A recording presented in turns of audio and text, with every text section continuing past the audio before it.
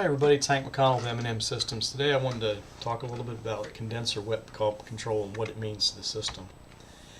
First thing is for energy management purposes, lower your energy costs, you want to run a lower head pressure. You want to run it as low as possible all the time.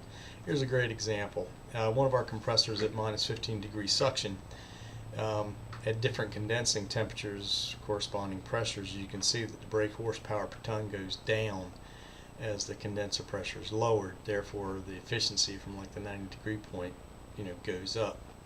Screw compressors like it when the head pressure is low. They run much more efficiently, so that's what you want to try to do.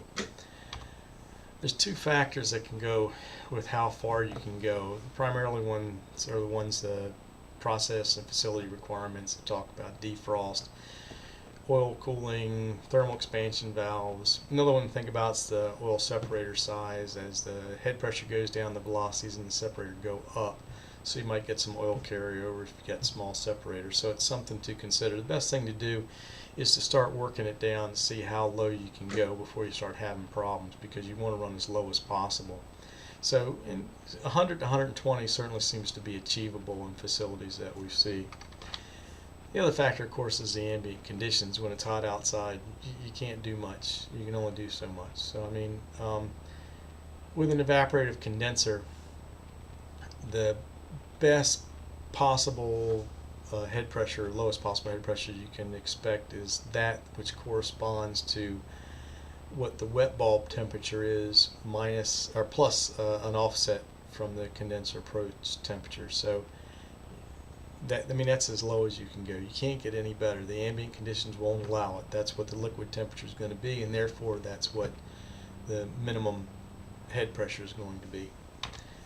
So the problem then becomes is that you want to run as low as you can to save energy in the engine room, but by trying to do that, you might be wasting energy on the roof because you're at ambient conditions that won't allow it to happen. So the solution to that is wet bulb control. It's got a bunch of different names. We call it wet bulb control. Others can call it floating head pressure control. And what that does is it automatically adjusts the condenser set point based off what the ambient conditions are. So it takes the wet bulb temperature plus the approach temperature and then back computes that into a saturated pressure. And then that now becomes your set point. And it works great. In the cold, though, the wet bulb temperature, when it's cold outside in the winter, can drop really low. So therefore, you need to make sure that you have a lower level limit so that you don't go below what your process or facility requirements are. So what it will do is that as the ambient conditions are such, it won't allow you to waste energy on the roof in order to be able to try to lower your head pressure.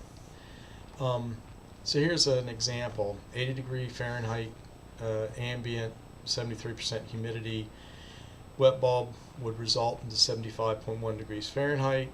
Approach temperature 10 degrees on the condenser, and that's what we see. You can look it up, talk to your condenser manufacturer, or in 9 degrees is what typically it sees. And then so therefore the lowest possible saturated liquid temperature would be 85.1 degrees Fahrenheit. Resulting in condenser pressure, if we look it up on the chart, would be 151.4. So therefore we would set the set point to 151.4, and that's what you try to control to. Here's a great example off of our dashboard as to how that works. I mean, here's one that's using it, and you can see the red is the set point, and it adjusts as the ambient conditions adjust.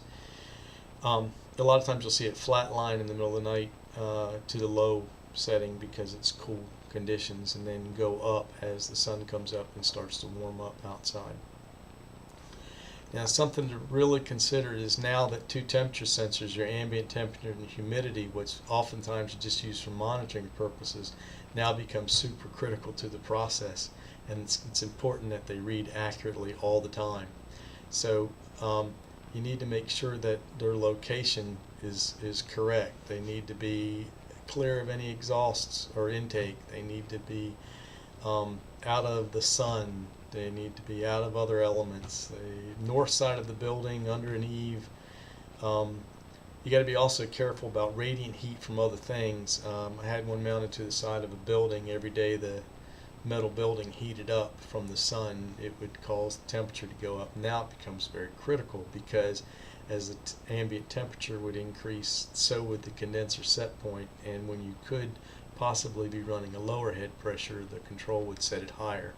So it's very important now, then, if you're using wet bulb approach, to check your ambient and humidity sensors to make sure they're reading properly, just by verifying them with local weather reports and doing it multiple times in a day.